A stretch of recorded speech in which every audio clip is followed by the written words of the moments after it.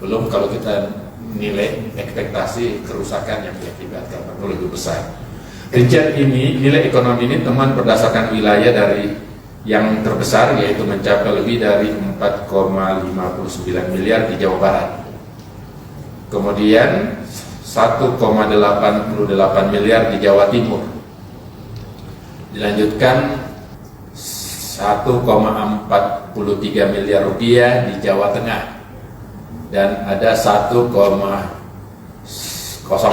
miliar di Banten. Sedangkan nilai ekonomi temuan berdasarkan jenis pelanggaran senilai lebih dari 4,59 miliar adalah kosmetik mengandung bahan berbahaya dan 4,31 miliar berupa kosmetik ilegal.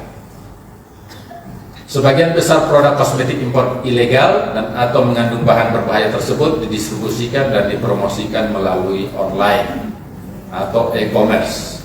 Beberapa merek diantaranya, ya, saya kira tidak apa-apa saya sebut merek ya, karena ini temuan, yaitu Lameila, itu merek produknya, kemudian Aichung Beauty, juga WNPL, terus ada Mila Color, terus ada 2099, ada juga ZC.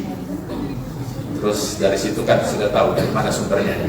Giopon, SPMY, terus ada Tanoko dan ada Aniladi. Rinciannya sebagaimana terdaftar telah nanti kami bagikan lampirannya. Berdasarkan informasi pada kemasan produk, mayoritas temuan produk kosmetik impor ilegal berasal dari Tiongkok dan Korea. Kemudian dilanjutkan oleh Malaysia, kemudian Thailand, India, dan Filipina.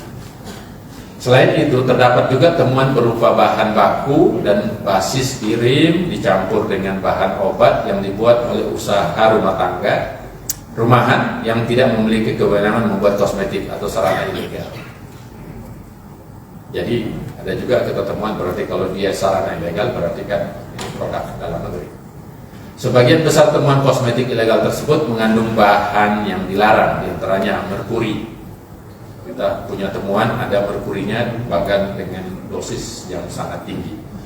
Kemudian pewarna rhodamin B atau kita sebut dengan merah K10, dan bahan obat seperti ada hidrokinol, ada tretinoin, ada antibiotik, ada antifungi, ada juga steroid. Nah, ini bisa bermanifestasi hal-hal yang lain karena ada kandungan obatnya. Kemudian produk kosmetik ilegal mengandung bahan obat yang diketahui didistribusi ke klinik kecantikan.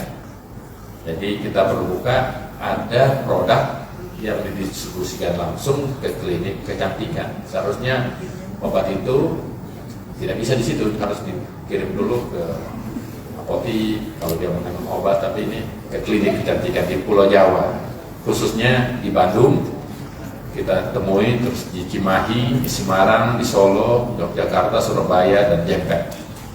Jumlah barang bukti yang ditemukan sebanyak 208 item dengan nilai perekonomian mencapai 4,59 miliar.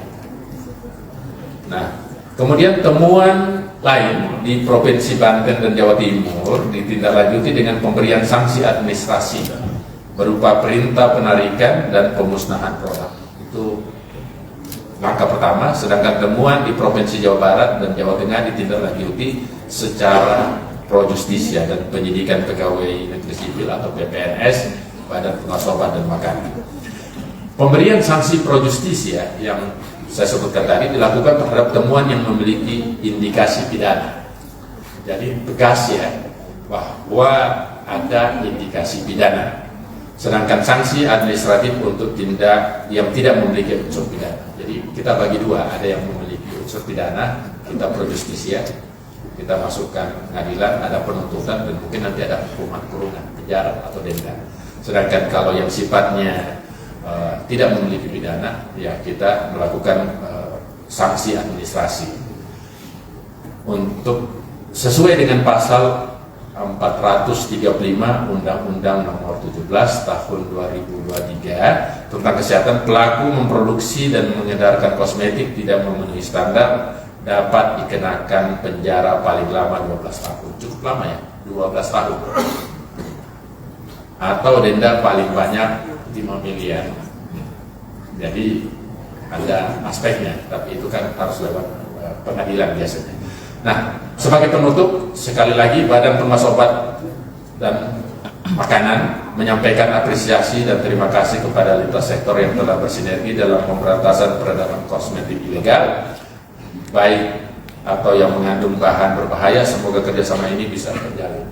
Kami di sini ada dari Kementerian Perdagangan dan yang lintas terkait. Kami juga meminta pelaku usaha dapat konsisten meningkatkan kepatuhan terhadap regulasi untuk menjamin produknya memenuhi kebutuhan legalitas.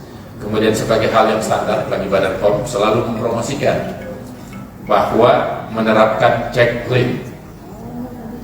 Buktinya karena masyarakat sudah ada checklist, masyarakat pada umumnya kita dapat laporan ini dari masyarakat pendagangan. Maka itu checklist itu apa? Cek kemasan, cek label, cek isi edar, dan cek kadaluarsa sebelum membeli atau menggunakan kosmetik. Harus ada stempel Badan POM, kalau tidak ada penjaminnya. Kemudian membeli dan memperoleh kosmetik dari sarana penjual yang jelas dan terpercaya. Jangan lewat tempat-tempat yang belum ada klarifikasinya. Kasihan kan, sudah rugi duitnya, berbahaya lagi bagi kulit bapak dan ibu. Yang saya sebut bapak dan ibu karena tidak semuanya ibu-ibu, banyak juga bapak-bapak menggunakan kosmetik. Nah, kemudian tidak punya terpengaruh oleh iklan yang berlebihan termasuk promosi produk. Makanya kami berharap nanti influencer juga bisa membantu kita. Kita mau edukasi influencer untuk itu. Terus melaporkan kepada Badan POM melalui balai besarnya atau balai serta loka pada unit pelaksana teknis kami untuk menegakkan hukum setempat. Jadi bisa dilaporkan, bisa lewat SMS, bisa lewat surat, bisa macam-macam. Jadi sangat bermanfaat Bapak Ibu. Yaitu untuk informasi lebih lanjut bagaimana cara melapornya, yaitu kontak center, yaitu Halo Bepom. Nomornya 1-500-533. Itu pulsa lokal, atau SMS lewat 0812 1999 atau 4 kali 9-nya ya, terus 533, atau WhatsApp lewat 0811918153 atau lewat email Halo Bepom, kan mudah diingat. Instagram, Facebook kami, Facebook, Twitter dan sebagainya. Kami sangat terbuka untuk kita bisa bekerja sama. Semua laporan walaupun kadang tidak dijawab, kalau lewat sosial media itu dibaca. Dan kalau dibaca kita bisa tindak lanjuti lewat bidang terkait.